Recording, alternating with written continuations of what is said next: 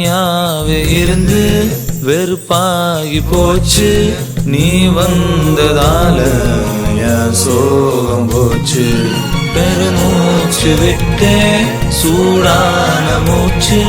வாசம் பட்டு ஜலதோஷம் ஆச்சு. மெதுவா மெதுவா நீ பேசும்போது சுகமா சுகமா நான் கேட்கிறேன். இது சார காத்து என் பக்கம் பார்த்து எதமாக வேணாண்டி ஒரு சாத்து சாத்து. லலலலல